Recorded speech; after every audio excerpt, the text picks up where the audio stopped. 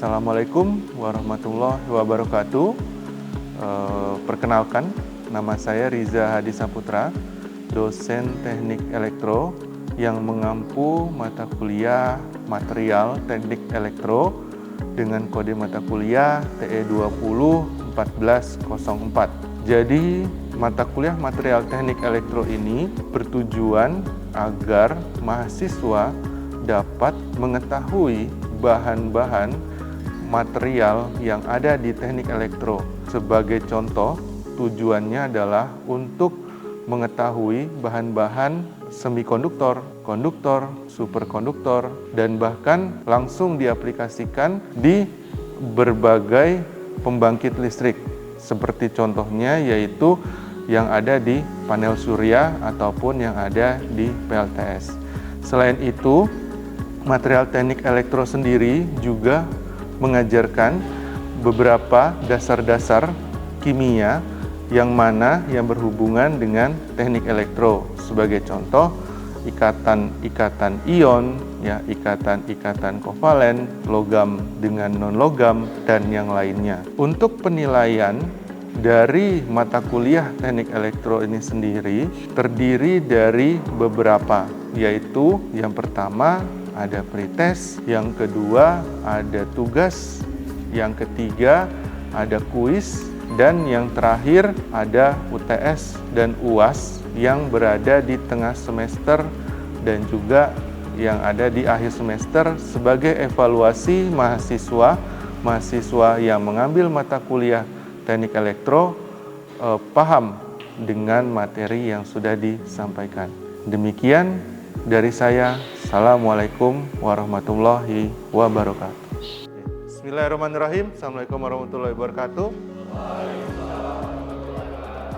Oke, sebelum kita mulai perkuliahan hari ini, kita berdoa dulu, menurut kepercayaan dan keyakinan kita masing-masing. Berdoa dipersilakan. Oke, berdoa selesai. Terima kasih. Oke, di pertemuan kali ini kita akan membahas tentang polarisasi dielektrik yang sebelumnya kita sudah membahas tentang dasar dari material teknik elektro itu sendiri, lalu ada ikatan ion dan yang lainnya gitu, ada ion, ada valen dan sebagainya Nah, di sini kita udah mulai masuk ke bidang elektronya, yaitu terkait dengan dielektriknya seperti itu. Oke, tapi sebelum kita mulai saya akan melihatkan dulu memaparkan sedikit terkait dengan rencana pembelajaran semester atau tujuan perkuliahan untuk hari ini yang mana CPMK ini tujuan utama dari adanya mata kuliah teknik elektro ini, yaitu mahasiswa mampu menjelaskan bahan yang digunakan dalam perangkat listrik dan elektronika sendiri. Oke, sub CPMK ini udah masuk ke sub CPMK 2 yang mana mahasiswa mampu menjelaskan polarisasi dieelektrik secara mandiri dan bertanggung jawab. Dengan bahan kajian ada hubungannya dengan medan listrik, ada hubungannya dengan permitivitas dielektrik dan mekanisme dasar dari polarisasi dielektrik itu sendiri, dengan indikator-indikator yang berhubungan dengan bahan kajian tersebut. Oke. Kita masuk konten untuk hari ini. Ada 3 kurang lebih definisi itu. Kita berangkat dari definisi dulu, apa itu dielektrik. Dan yang kedua yaitu permitivitasnya seperti apa. Dan yang ketiga mekanisme dasarnya seperti apa, yaitu jenis polarisasi. Oke, sebelum saya lanjut ke slide berikutnya. Ada yang tahu tentang dielektrik itu apa? Ya, silahkan. Siap. Saya ingin jawab ya. Jadi kalau menurut saya dielektrik itu kayak jadi pembuangan listrik Pak, atau kalau kita bilang itu arus bocor. Arus bocor, oke. Ada yang lain? Ya, silakan. Adi. Setahu saya Pak, dielektrik itu kayak semacam bahan yang isolator Pak, di mana isolator sendiri sesuai konsepnya itu tidak dapat mengalami listrik atau panas. Oke, ya. Jadi yang dijelaskan Syam tadi adalah efek ketika dia berlebih nanti bocor. Nanti akan jelaskan saya juga, tapi yang jelaskan di Adi lebih ke definisinya betul bahwa ini adalah bahan isolator. Saya next dulu Ini adalah bahan isolator. Pak, isolator kan tidak menghantarkan listrik, sedangkan ini kan kita mau ada muatan listrik nih di sini. Nah, justru itulah peran dari dielektrik ini sendiri. Bahannya justru harus isolator, ya seperti itu. Ini sebagai gambaran ya untuk dielektrik. Saya jelasin dulu mungkin ya. Dielektrik adalah sejenis bahan isolator listrik yang dapat diberikan polarisasi, ya, dengan cara menempatkan bahan dielektrik dalam satu medan listrik. Polarisasi itu adalah banyaknya gelombang-gelombang. Kita ngomong polarisasi yang listrik ya, gelombang-gelombang listrik ya yang masuk. Ya, nanti dia akan terserap ke dalam melalui plat konduktif. Konduktif berarti dia bisa menghantarkan, ya betul, menghantarkan listrik sehingga dia masuk ke dalam yang biru ini, ya. Yang biru ini adalah isolatornya dan dia bisa tersimpan di sana. Nah, polarisasi adalah satu penyetaran benda menjadi satu kesatuan. Maksudnya adalah penyetaran itu adalah yang datang nggak tahu berapa random, tapi dikumpulkan di dalam satu yang biru tersebut. Ya, oke, itu adalah di elektrik, definisinya di elektrik. Nah, yang berhubungan dengan medan elektrik sebenarnya tadi udah medan listrik, yang tadi sudah dibahas sedikit ya, dimention sedikit. Fenomena polarisasi dielektrik dapat dinilai melalui parameter permitivitas atau konstanta dari dielektrik itu sendiri dan faktor disipasi. Oke, saya mau tanya dulu, ada yang tahu kata-kata disipasi? Disipasi itu apa? Ah, ini terdisipasi. Nah, apa itu? Berani dengar? Silakan Dava. Jadi terdisipasi itu adalah perubahan energi dari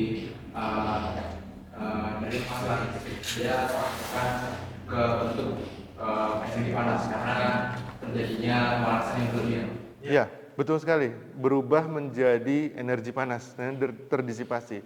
Ya, contoh adalah seperti AC ya, yang bagian luar lalu proyektor ya, dia nyala gitu ya, nyala menggunakan listrik, sumber listrik, lalu dia melancarkan cahaya ke proyektor juga, tapi ada itu terbuang menjadi apa? Menjadi panas.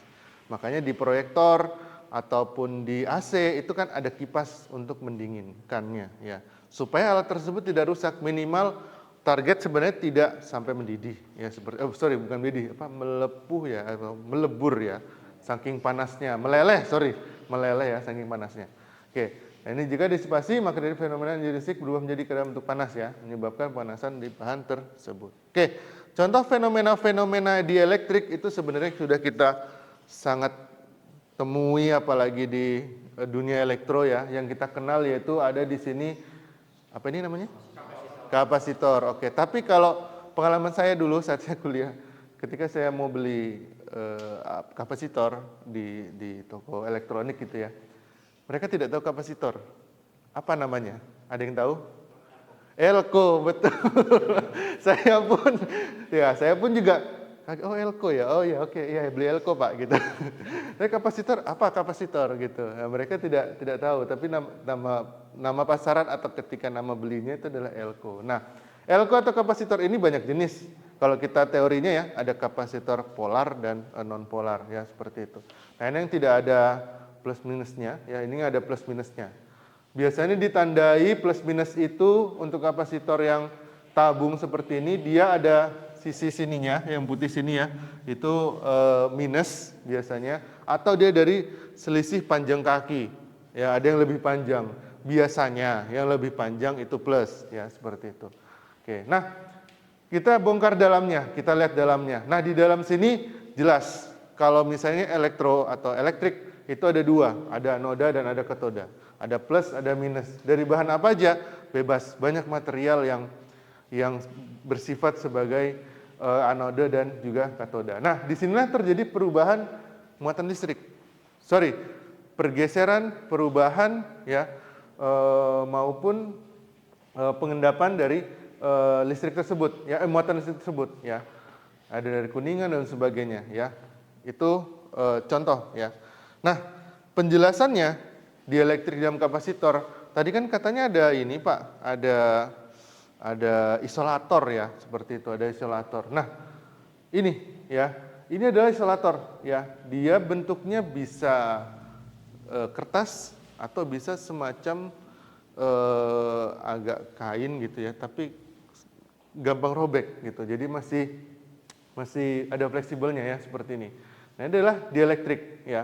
Nah, ini adalah salah satu tadi bisa kapasitor ya, bisa dielektrik yang contohnya. Di sini ada jeda ya yang panah hijau seperti ini. Ini ketika diselipkan isolator, maka di sini menjadi dielektrik atau menjadi kapasitor ya seperti itu. Nah, sehingga muatan-muatan tersebut yang dimana di sini posisinya negatif dan posisinya positif, anoda dan katodanya itu bercampur di sini. Nah, sehingga lebar ataupun beda potensial itu dinamakan beda potensial dari positif dan negatif tersebut, itulah yang dinamakan voltage atau tegangan yang saat ini kita tahu ya. Oke, itu untuk dielektrik di kapasitor. Oke, ada pertanyaan dulu? Cukup ya? Oke, cukup jelas. Kita lanjut dulu ya. Dielektrik dengan medan listrik. Nah, ini tadi yang dibilang oleh Syam ya. Jadi ada kebocoran ya seperti itu. Nah, ternyata bisa bocor juga. Pak, isolator kan sebenarnya yang pertama Pak, tidak menghantarkan listrik, betul.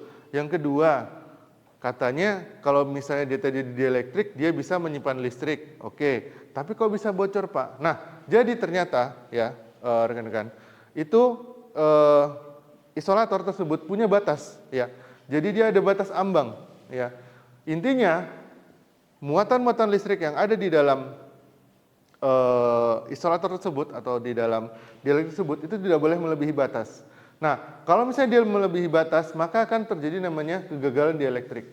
Ya, ini bisa saja langsung shortcut dan sebagainya ya, short circuit dan sebagainya ya. Itu bisa jadi seperti itu. Nah, nilai tegangan dari suatu medan listrik itu mulai pecah.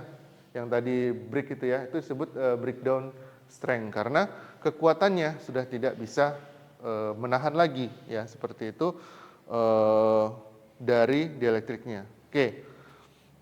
Nah, apa hubungannya dengan permitivitas? Nah, permitivitas ini adalah satu kuantitas fisik ya, berarti dia terlihat yang menggambarkan itu bagaimana medan listrik di dalam satu komponen ya mempengaruhi dan dipengaruhi oleh satu medium dielektrik dan nilainya itu ditentukan oleh kemampuan dari bahan medium tersebut atau media tersebut.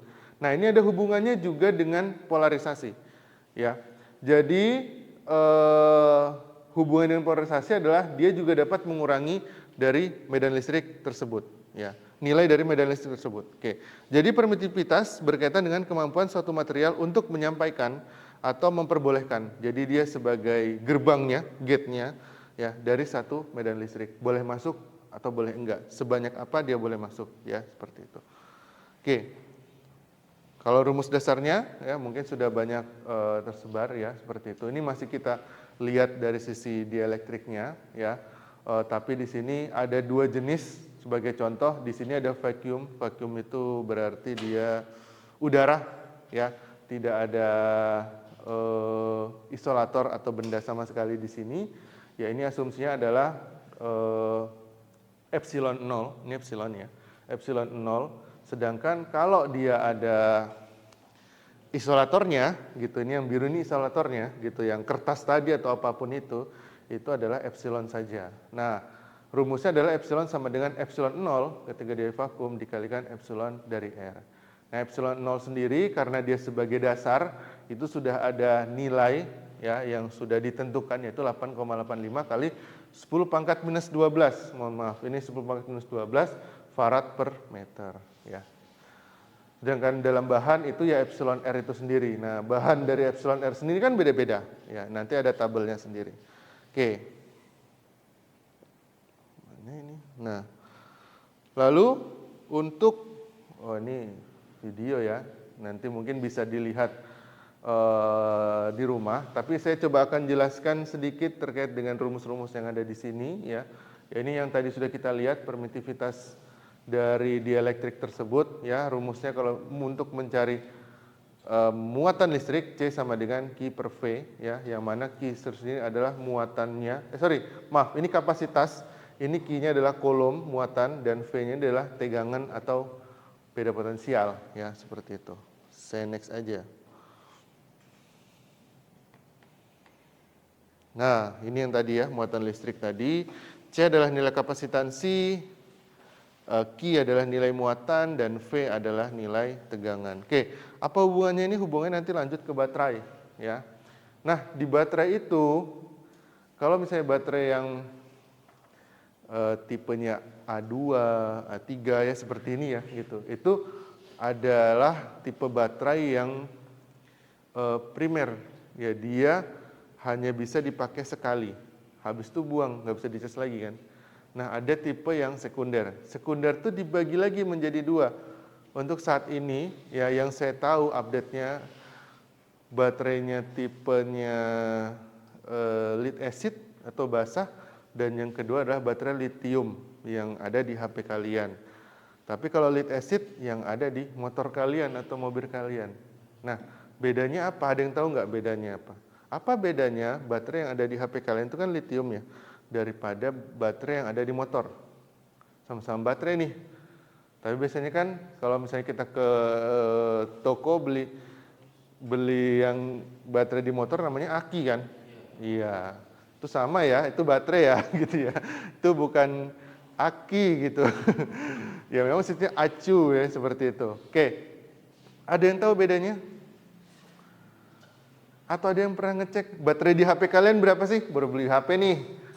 Pasti ada salah satu spesifikasi yang kalian lihat adalah baterainya. Apa satuannya? mAh. Oke, berapa satuannya? Berapa nilainya? 3.000, 5.000. Sekarang 5.000 ya? Ya sudah ya. Dulu 3.000. Oke, sekarang standarnya sebenarnya udah 5.000. Kalau mau yang long lagi ada yang 10.000. Ya, biasanya semakin besar kapasitas dari baterai tersebut, maka dimensinya akan semakin besar. Ya, seperti itu. Anggaplah 5.000 mAh. Berarti 5 Ah ya per 1.000, M-nya hilang. Oke? 5 Ah. Tahu di motor itu berapa Ah? Ayo, pernah ngecek aki nggak? Cowok-cowok dan mungkin cewek-cewek ini ada yang tahu kapasitas baterai yang ada di atau aki yang ada di motor?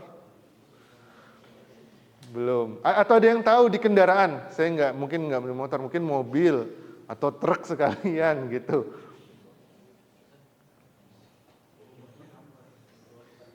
Berapa? 12. Ya, biasanya kalau orang toko juga ngomong, ini 12 ampere. Ini 5 ampere, itu sebenarnya satuan kapasitas ya, AH gitu. Maksudnya adalah maksimal arus atau ampernya yang bisa dipakai. Ya kurang lebih 12 AH. Berarti 12.000 mAh. Oke. Nah, saat ini sebagai informasi, mungkin kalau yang 12.000 mAh itu, saya nggak tahu kalau HP ya, tapi di tab iya. Tab itu 10.000, paling rendah 7.500 gitu ya. 10.000 dan ke atas. Nah, apakah ukuran baterai di tab sebesar yang ada di motor? Tidak kan? Nah, itulah pembeda. Itu lead acid karena dia salah satu materialnya PbSO4 ya. Kalau tidak salah samsulfat ya, kalau tidak salah. Nah, itu PbSO4. Nah, sedangkan yang di lithium ion dia ya lithium ya seperti itu. Nah, pembedanya adalah kalau masalah kapasitas dan dimensi, lithium menang. Karena dia ukurannya lebih kecil tapi kapasitasnya besar. Kalau misalnya disamakan nih kapasitasnya 12 Ah, ya dimensinya kalah dan berat. Berat kan? Ya berat. Tapi kok masih dipakai Pak? Kenapa bukan motor listrik ya, motor bakar. Motor bakar itu tidak pakai lithium ion aja, kan lebih ringan. Ada waktu itu penelitian kakak kelas kalian, dia beli lithium ion, wujudnya sama persis seperti aki, kapasitas sama 10 Ah sama 10 Ah. So, saya bilang, coba angkat dua-duanya. Ringan sekali yang lithium ion, padahal dimensinya sama, kotaknya itu sama, kotak black box-nya itu sama. Yang ini berat banget yang lead acid. Ya, kenapa nggak pakai yang ini gitu? Bisa aja, ya. Tapi yang pertama, lithium ion rentan terhadap temperatur. Maksudnya perubahan temperatur secara cepat, dingin panas, dia gembung dulu ya. Tapi sekarang baterai-baterai yang sekarang jarang sekali gembung ya. Nah, oleh karenanya baterai lead acid itu lebih tahan lama. Ya, dia tahan segala cuaca, dia tahan segala tegangan rendah ataupun tegangan tinggi ya, secara tiba-tiba seperti itu ya. Paling cepat dia rusaknya setahun. Yaitu dengan pemakaian tanpa mikir ya. Tanpa mikir tuh langsung aja gitu ya.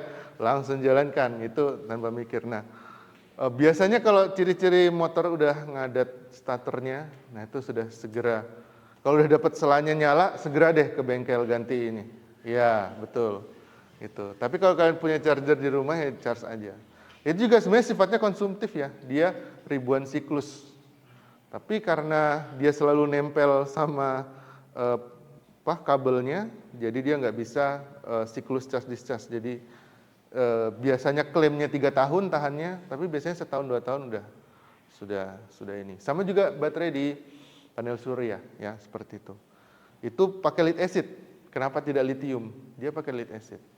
Seperti itu. Karena dia lebih tahan lama gitu, apalagi di pedalaman. Cuman kemarin itu sempat saya dapat project, di pedalaman, masih Kaltim kok, cuman di pedalaman, saya lupa namanya apa, itu dia mau mengganti baterai baterai lead acid yang besar itu, dengan lithium ion, katanya lebih mudah dibawa. Nah, karena dia melewati beberapa sungai gitu, pakai kapal dan sebagainya. Nah, itu kasus khusus kalau sudah seperti itu, karena memang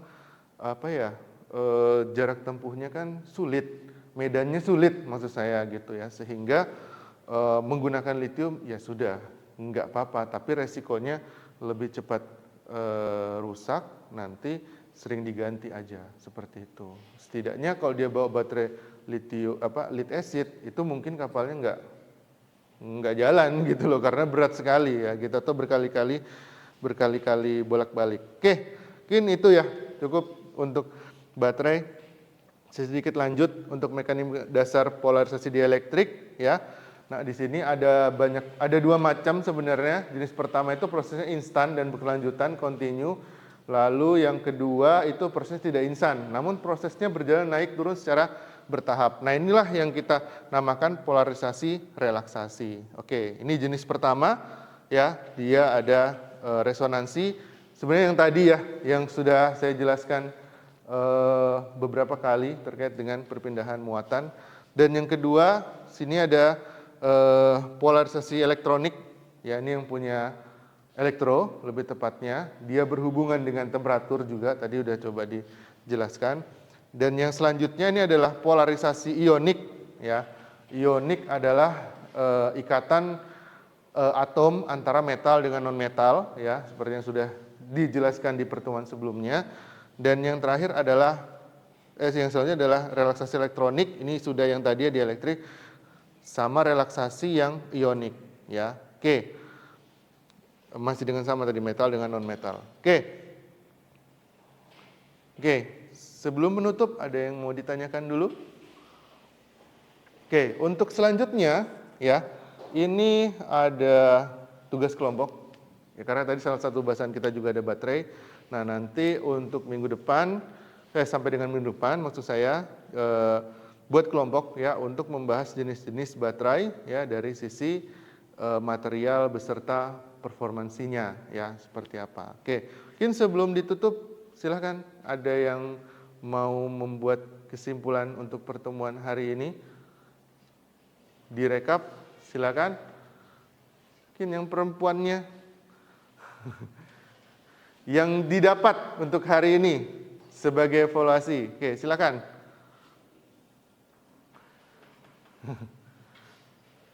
Ayo, silakan.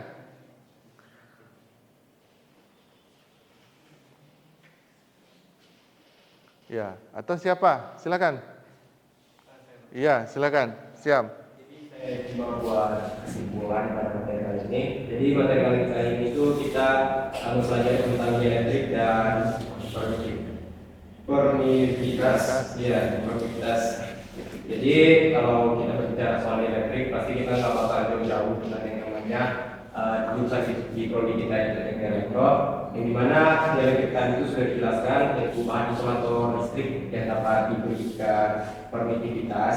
Terus dan itu ada juga dijelaskan tentang disipasi, yang dimana disipasi itu dia bakal perubahan menjadi suhu panas, dan juga setiap isolator juga itu dia pasti memiliki batas, dan juga kalau sudah melampaui batasnya dia akan mengalami kegagalan atau yang kita sebutnya itu breakdown track.